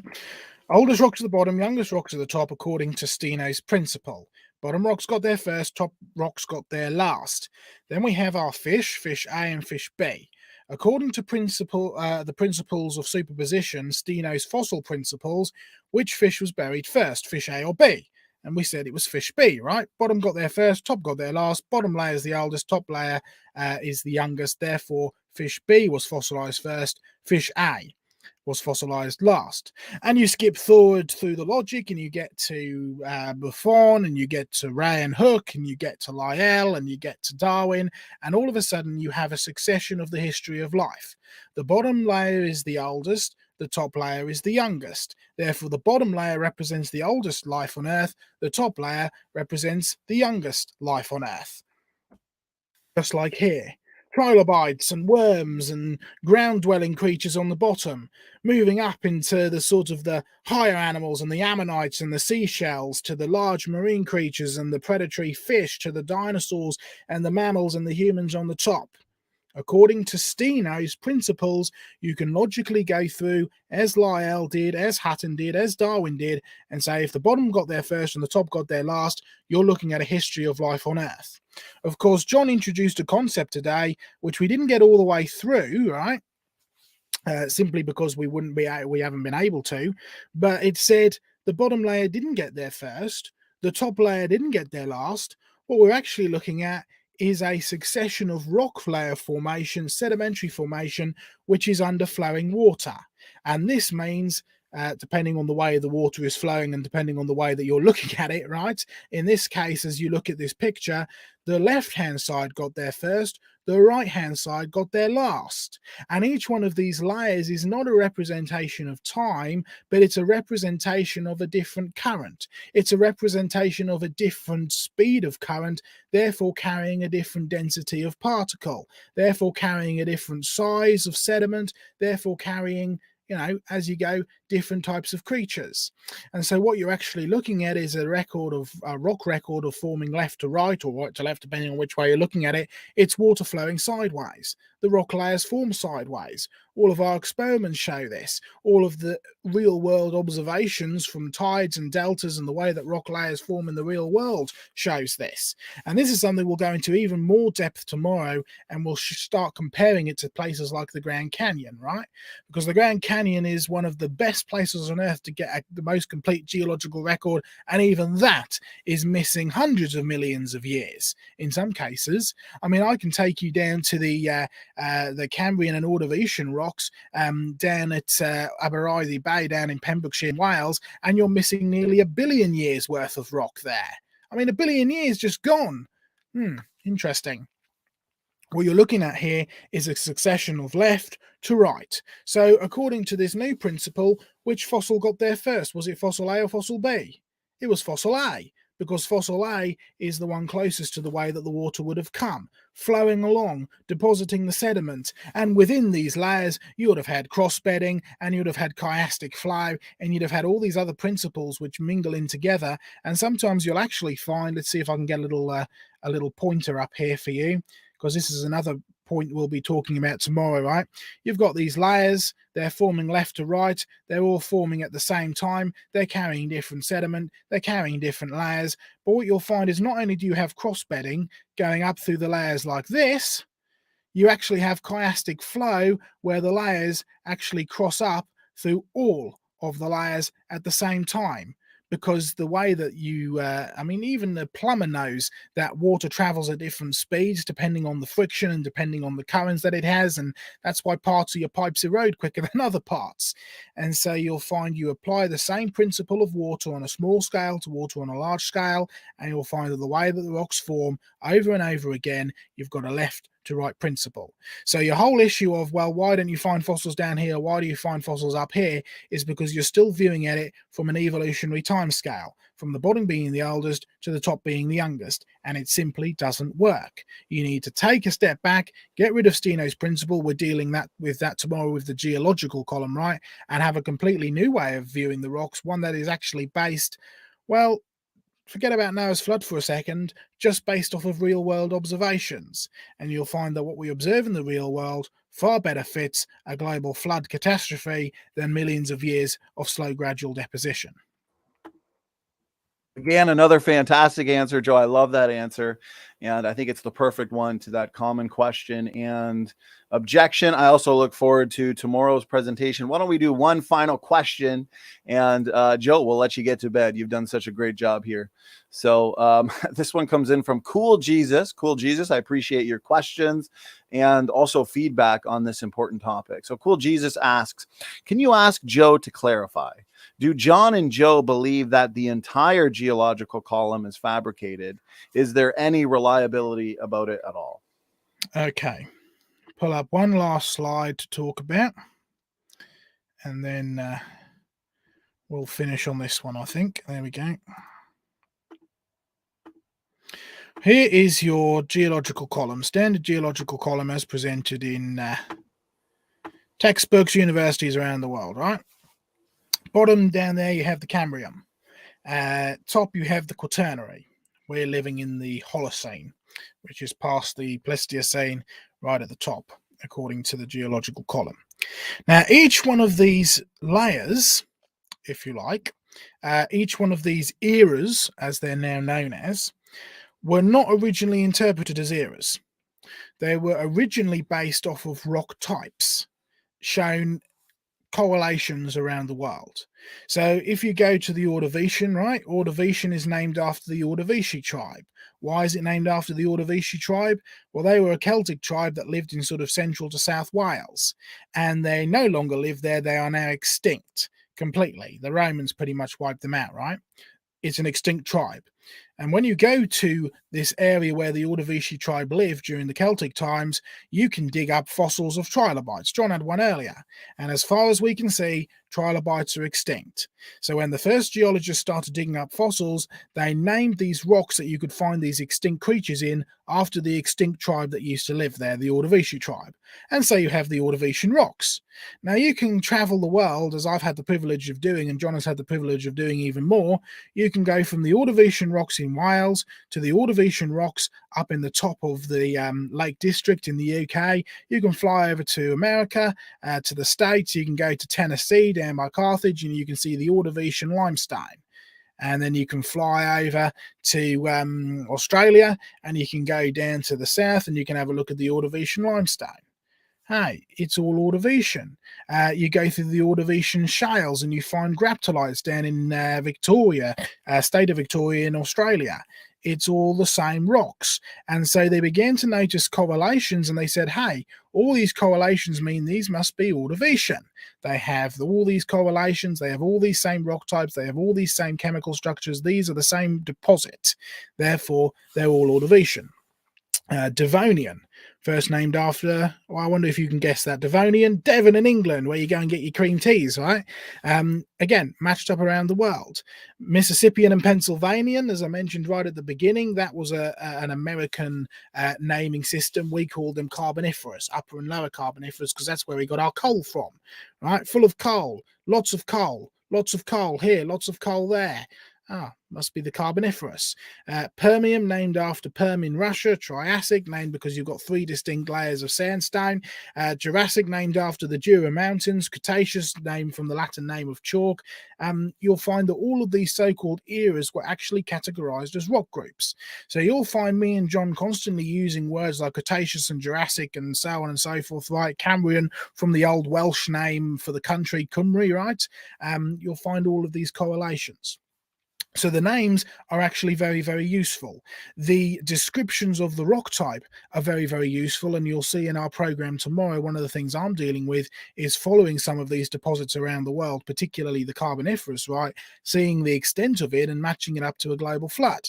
All right, great stuff. So the names are very useful. The classifications are very useful. What about the way that they've been positioned in the geological record? I mean, is this really a true succession? Well, you remember Professor Age's comments from the beginning. Even at the Grand Canyon, there's masses of places, things missing. Even at the Grand Canyon, they're back to front. Even at the Grand Canyon, you cannot find a complete geological record. And I remember one of my first university professors of geology, which we went for a walk down along the Norfolk coast, fabulous geology. And he said, I hope you realize, students, that reading the book of the geological column is really like reading a book that's had its papers torn out and spread all across the world. And it's our job to go along and try and put the papers back together and try and make sense of a book without even knowing which order they go in, without having any page numbers, and not even knowing how many pages there are supposed to be. Right? It really is a mess. And then you get comments from the National Geographic which say, illuminating but spotty, the fossil record is like a film which has had 999 frames out of every 1,000 removed. I mean, 999 frames out of 1,000, you wouldn't have a lot of film left, right? And so you'll find that it's extremely spotty, if you like, the geological column, the way that it's been put together, and extremely difficult to actually find a complete set off. The only way you can take all of these individual things and put them in this nice succession is if you accept two or three things. First of all, the principle of superposition from Steno, which is not backed up when you start to do the experiments of sedimentation. Number two, you accept the present is the key to the past, and so you've interpreted it through millions of years in the first place. And number three, you believe that the geology on Earth is a record of life on Earth over millions of years.